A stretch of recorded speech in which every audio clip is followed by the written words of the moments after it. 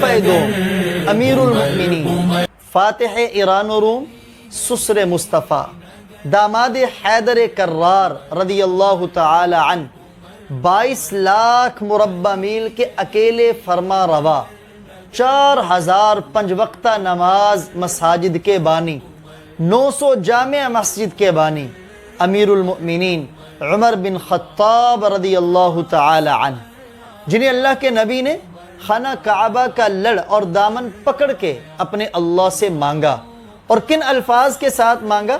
اللہم اعز الاسلام، اے اللہ اسلام کو عزت اور غلبہ عطا فرما۔ یہ جو دو جری جوان ہیں، ایک عمر بن ہشام ابو جہل اور دوسرا عمر بن خطاب، ان دونوں میں آپ کی بارگاہ میں جو زیادہ آپ کو پسند ہے اس کے ساتھ اسلام کو غلبہ عطا فرما۔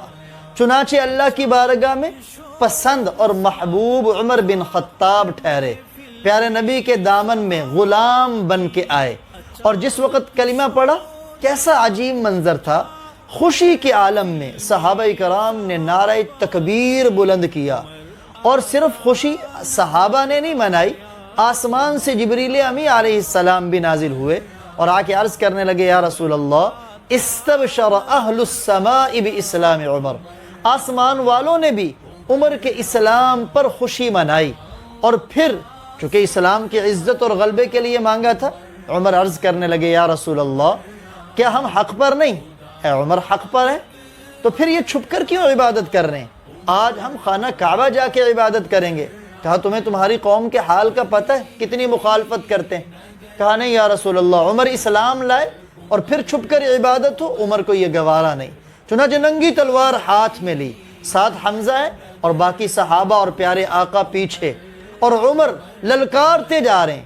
ہے جو اپنے بچوں کو یتیم کروانا چاہے عمر کا راستہ روکے، جو چاہتا ہے اس کی بیوی بیوہ ہو جائے عمر کا راستہ روکے۔ بھلا کس میں دم تھا کہ عمر کے سامنے دم مار سکتا؟ تو عمر کا اسلام لانا، خانہ کعبہ کا در ایمان والوں کے لیے کھل گیا۔ اور پھر یہ وہی عمر ہے کہ اللہ کے نبی نے اس وقت ان کو فاروق کا لقب دیا۔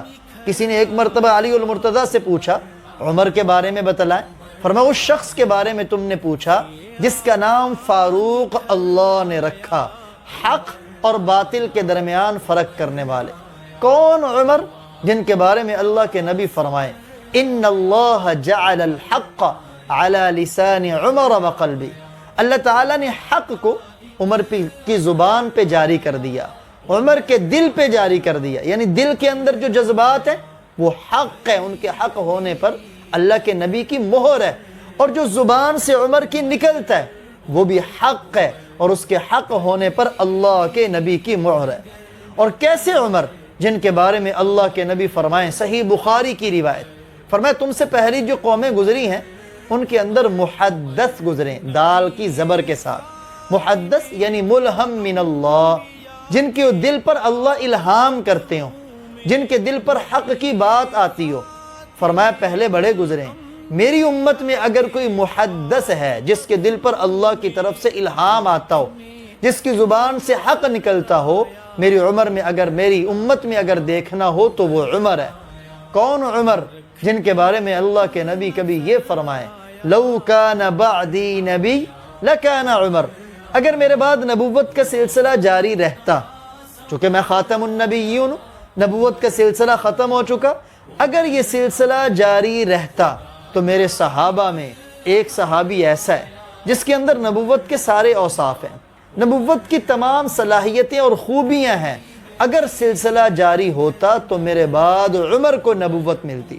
عمر وہ ہیں جن کو مخاطب کر کے اللہ کے نبی فرما رہے، اے عمر تم جس راستے سے گزرتے ہو شیطان بھی وہ راستہ چھوڑ دیتا ہے۔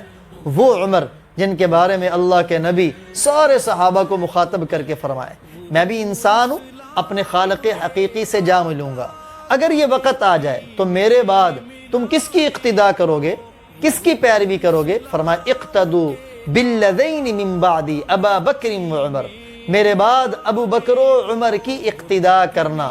یہ عمر ہی وہ صحابی جن کے بارے میں اللہ کے نبی سارے صحابہ کو مخاطب کر کے فرمائے، پہلے جتنے انبیاء گزرے ہر نبی کے 2 وزیر تھے، اور میرے بھی 2 وزیر ہیں، آسمانوں پہ بھی زمین پہ بھی۔ آسمانوں میں میرے وزیر جبرائیل اور میکائیل علیہ السلام، اور اہل زمین پہ میرے وزیر ابو بکر و عمر ہیں۔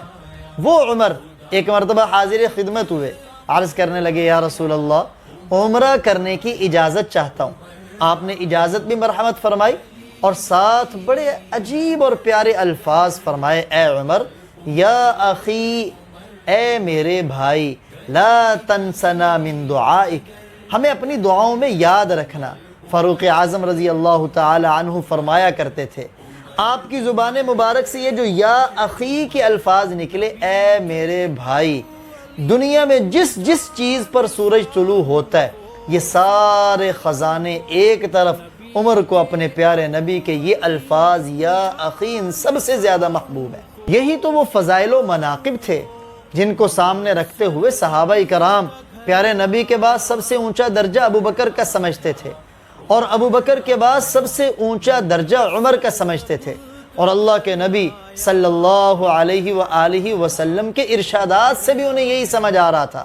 چنانچہ علم کے شہر کے دروازے حیدر کرار صاحب ذوالفقار سیدنا علی المرتضی رضی اللہ تعالیٰ عنہ نے فرمایا، خیر هذه الامہ بعد نبیہا ابو بکر و عمر، نبی کے بعد اس امت کے سب سے بہترین افراد وہ ابو بکر و عمر ہیں۔